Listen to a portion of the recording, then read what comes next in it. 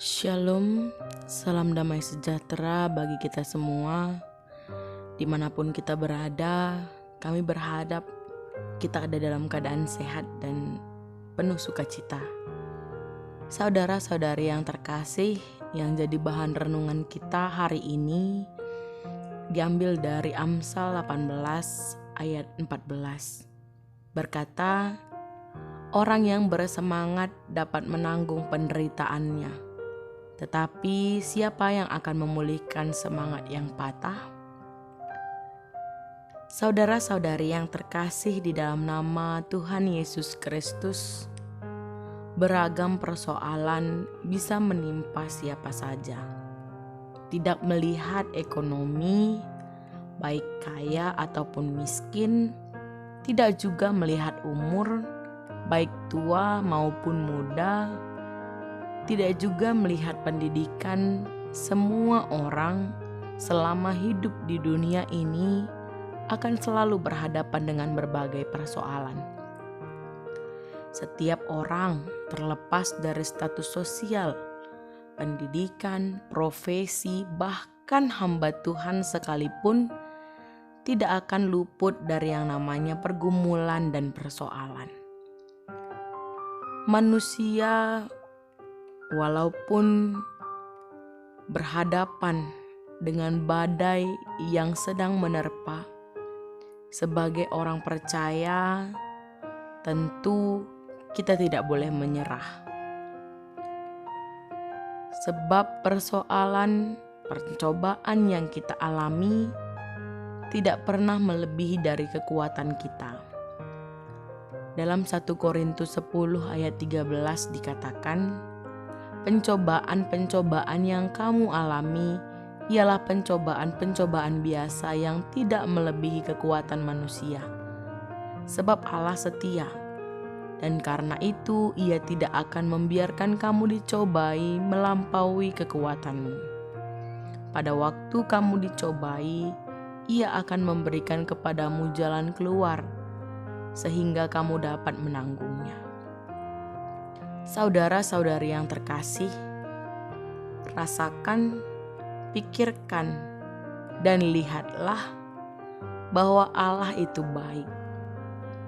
Dialah sahabat kita dalam segala susah dan senang kita. Ketika kita merasa dalam kesusahan, Dia selalu datang untuk menghibur kita. Saudara-saudari yang terkasih, biasanya juga ada beberapa hambatan ketika kita meraih sebuah keberhasilan. Sikap putus asa, patah semangat, menyerah, keinginan untuk mundur, dan lain sebagainya. Jika sikap ini dibiarkan, akan membuat seseorang menjadi frustasi, tetap tinggal dalam masalahnya. Dalam menghadapi setiap masalah, kita membutuhkan sebuah semangat untuk berjuang dan bangkit. Dan dengan pertolongan Tuhan, kita sampai kepada tujuan yang kita inginkan.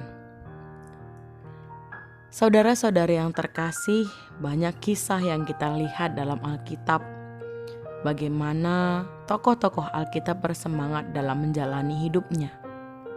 Salah satu adalah kisah Nabi Elia. Bagaimana Elia berhasil membunuh 450 Nabi Baal seorang diri, membuat Isabel marah dan bermaksud untuk membunuhnya. Mendengar berita itu, Elia lari untuk menyelamatkan diri. Ia ketakutan, putus asa, patah semangat, dan ia lari ke Gunung Horeb untuk bersembunyi. Ada beberapa kondisi yang dialami oleh Nabi Elia. Ia kelelahan. Ia merasa gagal karena membuat bangsa Israel tidak bertobat. Ia juga merasa kesepian karena hanya seorang diri dalam pergumulan. Namun Allah tidak tinggal diam.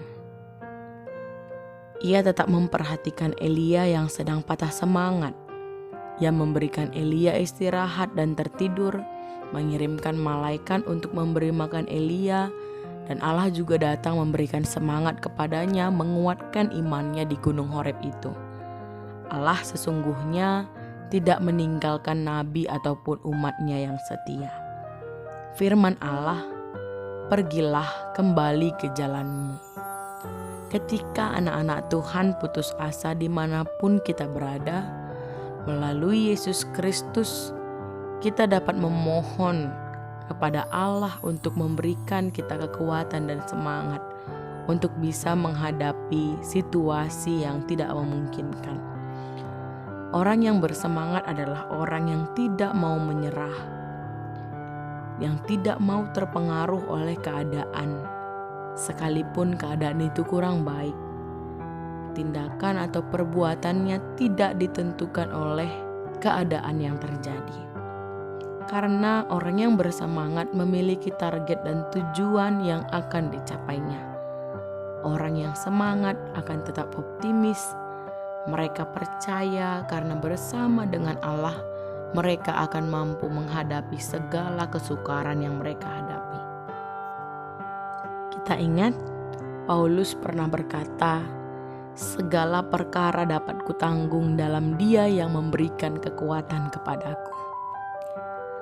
Orang yang semangat memiliki iman, tetap percaya kepada firman Allah yang berkuasa. Jadilah orang yang bersemangat dalam hidup ini. Apapun kondisi yang sedang terjadi, tetap miliki semangat. Karena semangat sangat diperlukan untuk memperoleh apa yang kita capai. Karena dengan bersemangat, kita akan tetap mengarahkan pandangan kita kepada tujuan dan akan ada usaha untuk dapat mencapainya. Menjadi orang yang semangat, yang pertama harus punya keberanian untuk mengambil resiko. Dan kita punya sikap tidak mau menyerah.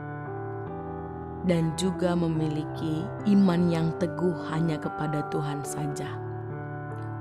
Oleh sebab itu, saudara-saudari yang terkasih, kita harus percaya kepada firman-Nya supaya iman kita tetap teguh. Kita membaca, merenungkan, dan juga menyaksikan firman itu kepada diri kita dan juga kepada orang lain. Semangat sangat amat diperlukan. Memiliki keberanian untuk bisa menyatakan firman Tuhan, melakukan firman Tuhan, dan tidak pernah menyerah. Pegang teguh janji Tuhan sampai menjadi sebuah kenyataan. Tuhan akan memulihkan semangat orang yang patah.